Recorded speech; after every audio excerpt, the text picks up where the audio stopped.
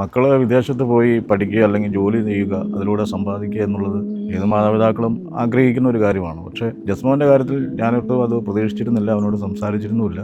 അപ്രതീക്ഷിതമായി ഈ അവസരത്തെക്കുറിച്ച് അറിയുകയും അവൻ ഇങ്ങോട്ടാണ് സംസാരിച്ചത്. അപ്പോൾ വളരെ ആശങ്കയോടുകൂടി അത് ഇവനെ കൊണ്ട് സാധിക്കുമോ, ഒറ്റയ്ക്ക് പോകണം ഇങ്ങനെയൊക്കെ ഉണ്ടെങ്കിലും ഗ്രാൻഡീസിൽ നിന്ന് ലഭിച്ചിട്ടുള്ള ഒരു മോട്ടിവേഷൻ നമുക്ക് ഒത്തിരി സഹായകരമായിരുന്നു.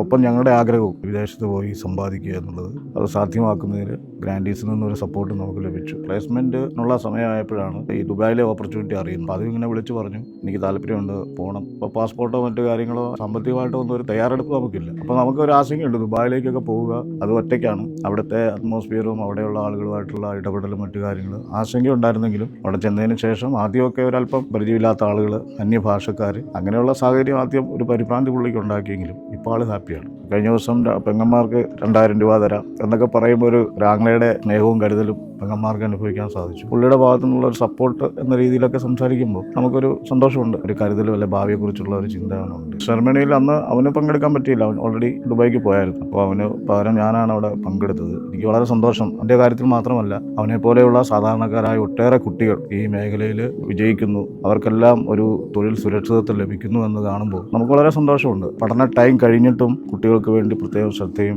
കരുതലും കൊടുത്ത് കൂടുതൽ സമയം അവനെ പഠിപ്പിക്കുന്നു. ഷോപ്പിൽ ട്രെയിനിങ്ങിന് ശേഷം അല്ലെങ്കിൽ ഇനിയിപ്പോൾ എനിക്ക് മനസ്സിലാക്കാൻ സാധിച്ചത്, പ്ലേസ്മെൻറ്റ് കഴിഞ്ഞ് ജോലി കിട്ടിയ കുട്ടികൾക്ക് പോലും എന്തെങ്കിലും ഡൗട്ട് ഉണ്ടെങ്കിൽ ഒന്നുകിൽ ഗ്രാൻഡീസിൽ നേരിട്ട് വന്ന അധ്യാപകരുടെ സഹായം തേടാം, അല്ലെങ്കിൽ ഓൺലൈൻ വഴി സംസാരിച്ചും സഹായിക്കാൻ അവിടുത്തെ അധ്യാപകർ അല്ലെങ്കിൽ അവിടുത്തെ ആരും തയ്യാറാണ് എന്നുള്ളത് നമ്മളെ സംബന്ധിച്ചിടത്തോളം സന്തോഷം തരുന്നത്. അപ്പോൾ ആശങ്ക ഒഴിഞ്ഞതുകൊണ്ട് ആദ്യം അവിടെ ചെന്നതിന് ശേഷം പരിഭ്രമവും കാര്യങ്ങളും ഉണ്ടെങ്കിലും ഇപ്പോൾ ആൾ വളരെ ഹാപ്പിയാണ്. ഡെയിലി വിളിക്കാറുണ്ട്, കാര്യങ്ങളൊക്കെ സംസാരിക്കുന്നുണ്ട്. അപ്പോൾ ആ ഒരു ഏണിങ്സിൻ്റെ ഒരു സന്തോഷത്തിലാണ് അവനും ഞങ്ങളും.